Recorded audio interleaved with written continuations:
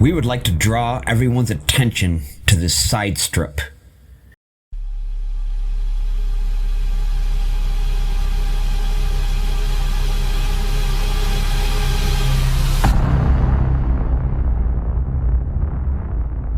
We would like to draw everyone's attention to this side strip. It was noted by a Swiss textile expert that this right here is a 1st century style stitching pattern. This is her exact quote. "There have been attempts to date the shroud, but the style of sewing is the biggest clue. It belongs firmly to a style seen in the 1st century AD or before. But this side strip starts here and it goes from one end of the cloth to the other, all the way down 14 feet. It's an uneven cut. At some points, it'll be 2 inches from here to here. At other points, it will be 3 inches. But it appears to be a side strip that was cut in haste. That said, we're going to fold this cloth over the body and show you why they cut this off. And they cut it off when? During the burial. So let's do that right now. I'm going to grab this end.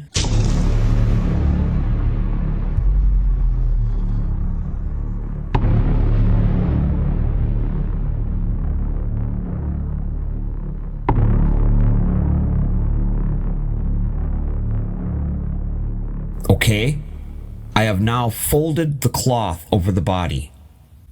How are they going to secure this body? They are going to have to put strips around the shroud to hold the body in. The body of Jesus was not put in the tomb like that. They needed a strip of linen to wrap around the shroud, so they cut it. Cut it with a knife and just cut right along this edge, a strip like this. That's one of the linen strips they used to wrap around the shroud. Just using common sense, a common sense approach to how this body would be wrapped would be like that. So this is a close approximation to how the body of Jesus would have been wrapped. The linen clothes, as John called them, the linen grave clothes of Jesus. In the Gospel of John, he mentions, and then they wound the body in the linen clothes. He's talking about when they wound this strip around the shroud to hold the body in. As we could see, Jesus was buried in a long sheet of linen, and after the cloth was folded over the body, strips of linen were used to hold the body in the shroud. So a Jewish burial does require strips of linen. Strips of linen would have also been used to go around the hands and feet. But we get the basic idea.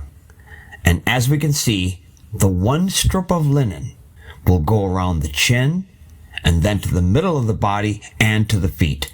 Just that one 14-foot strip. While we have this opportunity, and the body of Jesus is wrapped in this long sheet of fine linen, as it was nearly 2,000 years ago. And the difference is the body of Jesus was not lying flat. The knees were raised and the upper torso was leaning forward at an angle exactly as you would see in a photo of the Garden Tomb, like the one we're looking at right now, that angled board, that angled headboard. There is a cloth that is mentioned in the Gospel of John 20 verse 7. And the napkin that was about his head was not lying with the linen clothes, the grave clothes. The shroud of Turin, were the grave clothes of Jesus, was not lying with the linen clothes, but was wrapped together, folded together in a place by itself. What John was referring to was this cloth that was put around the head of Jesus while he was on the cross and was removed during the burial. And this cloth is just covered in blood and fluid from the lungs. So when they removed it from Jesus, when they removed this cloth from his head, it was just covered in blood like this. And then they folded it They folded it together, and when they did that, the bloodstains made an impression on the other side. As you can see, these bloodstains on this side are a mirror image because this cloth was just like John said it was. It was folded together in a place by itself. In a previous video, we calculated the odds of the blood on the Shroud of Turin and the headcloth as not being from Jesus was a 1 in 4 billion chance. We did this in the same way that DNA evidence determines the odds of probability and chance of something being a coincidence. But the pure math of this case, of the Shroud of Turin case file, simply gives us the bottom line number. We calculated the math on 4 different match points between the shroud and the headcloth, both with type AB blood, both with myrrh and aloes, both with pollens from a thorn plant from Jerusalem, and both with a rare calcite called travertine aragonite. And the way we did the math, and we purposely downplayed the numbers, we came up with a 1 in 4 billion chance. After the video was posted, someone gave this same information to ChatGPT to see how they would calculate the math, and they came up with the exact same number, a 1 in 4 billion chance. A very improbable event in itself. But ChatGPT stated, the likelihood that the Shroud of Turin does not belong to Jesus based on current evidence and scientific studies is approximately 1 in 4 billion. And again, these are the variables that we use to determine the math. Both the shroud and the headcloth both have type AB blood. They both contain myrrh and aloes. They both contain pollens from a thorn plant from Jerusalem, and they both contain a rare calcite called travertine aragonite.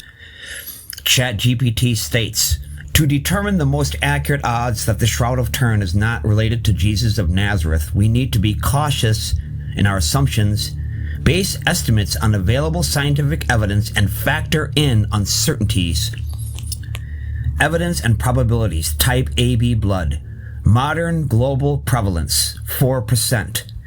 Given that this blood type is not exceedingly rare in this region, probability is a 1 in 8 chance. We calculated this at 1 in 20. Number 2, presence of myrrh and aloes. Spices in Jewish burial practices were common, but myrrh and aloes together are specifically mentioned in John 19:39 through 40.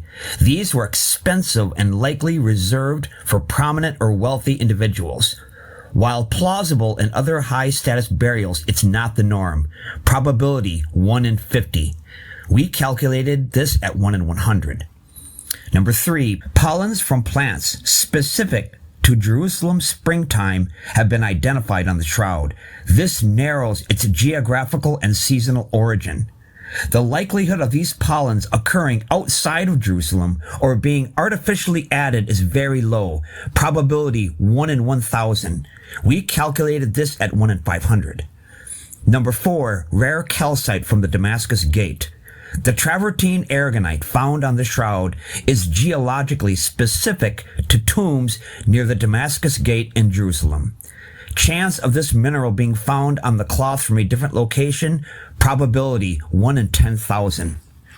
We calculated this at 1 in 200.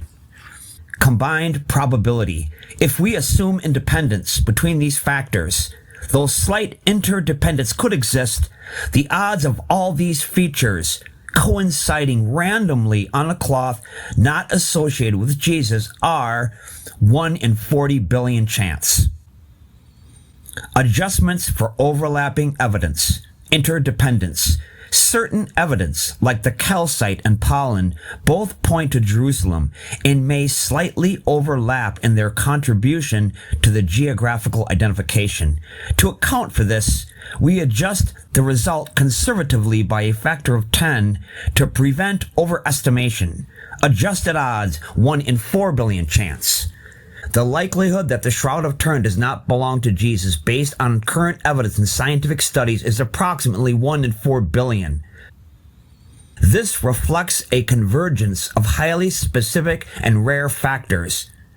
Our conclusion was the same, exactly the same as ChatGPT, 1 in 4 billion chance, even though in every match point, our calculated odds were different. Even though we both used completely different numbers and completely different ways of arriving at the odds of probability and chance, we both arrived at the same figure. The chance of that being coincidental in itself is extremely improbable. Think this over carefully. A 1 in 4 billion chance. There's a 1 in 4 billion chance that these match points between the Shroud of Turin and the headcloth are coincidental. That it's all just an incredible coincidence. Well, the Mass says there's a 99.9% chance that it's not coincidental, that these are not coincidental matches, that this is the blood of Jesus.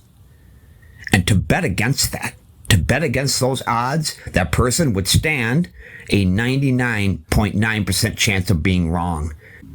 The consequences of being wrong, in this case, potentially involve being separated from light for all eternity. An extremely serious consequence.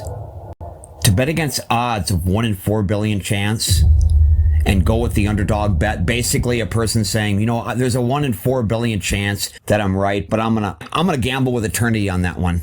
I'm gonna gamble with all eternity at stake here and go with the extreme underdog bet on that. I like my odds in this. I feel confident with the bet that I placed. Think anyone could say that? I don't think so. No intelligent person of sound mind would ever bet against those odds. We ask that you carefully consider the math evidence before doing that, before dismissing Jesus as being the risen Messiah.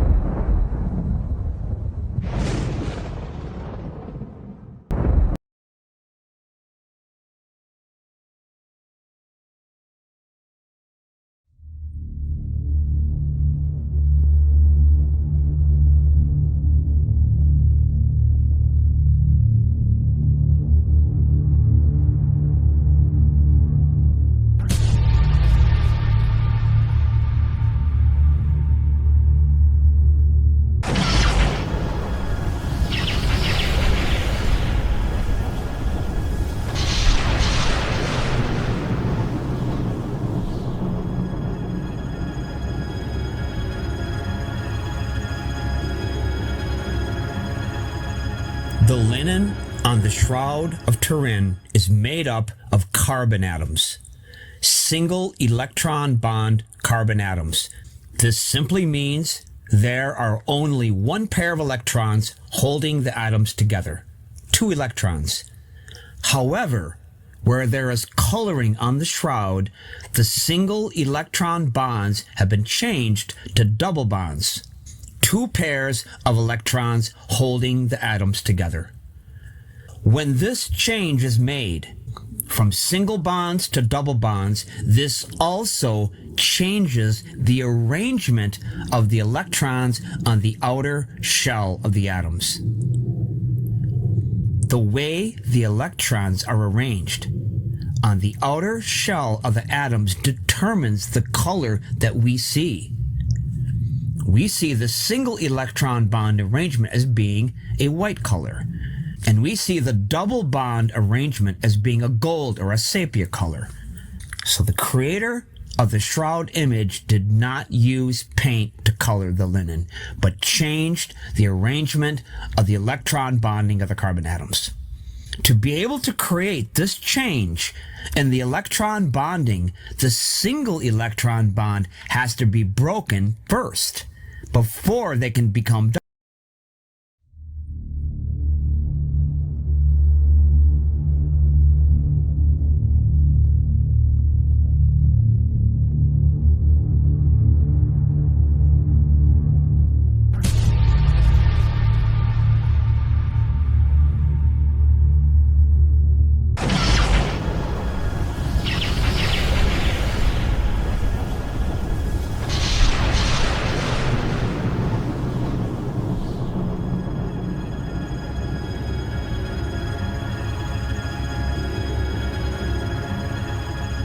The linen on the Shroud of Turin is made up of carbon atoms, single electron bond carbon atoms.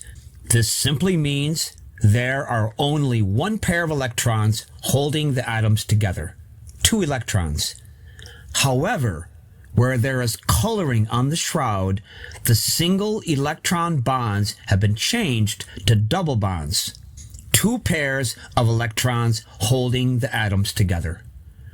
When this change is made from single bonds to double bonds, this also changes the arrangement of the electrons on the outer shell of the atoms.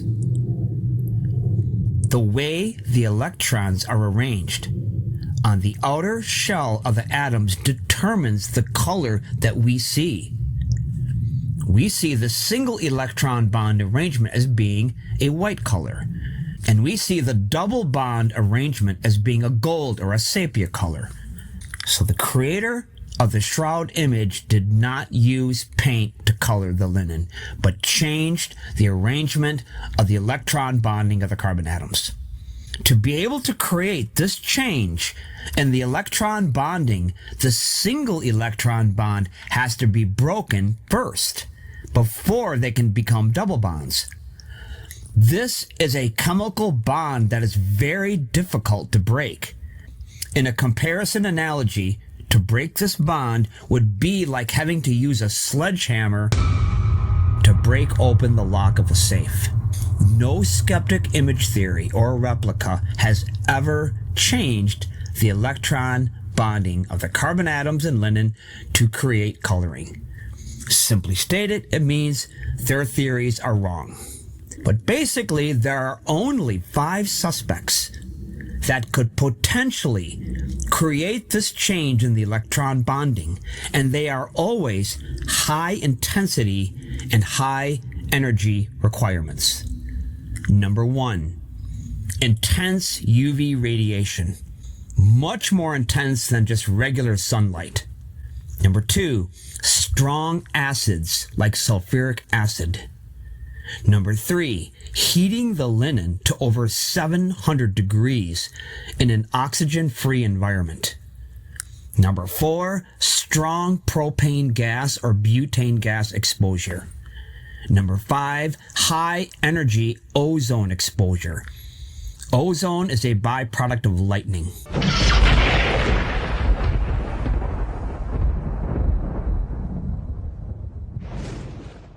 Only 5 suspects in our lineup, and one of these is responsible for creating the image on the shroud.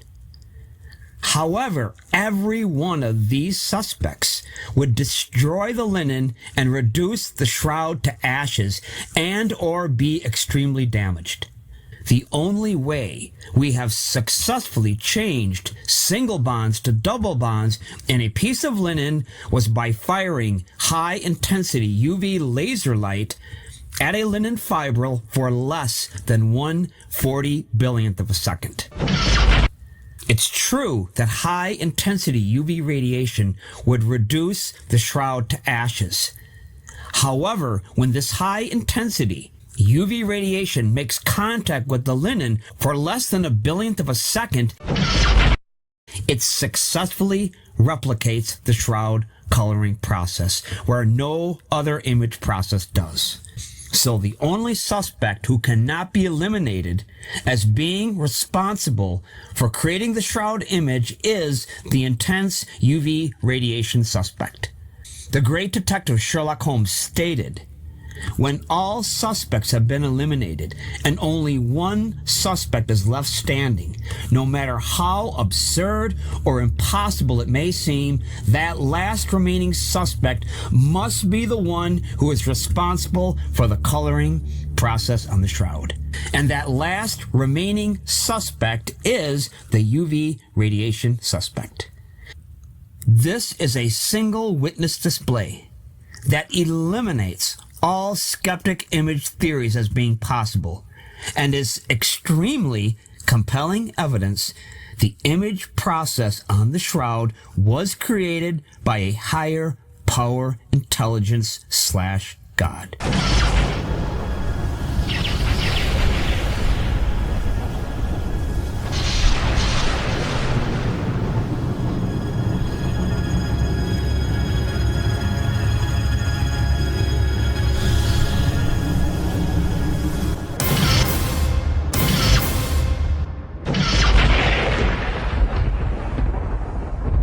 Please share this video.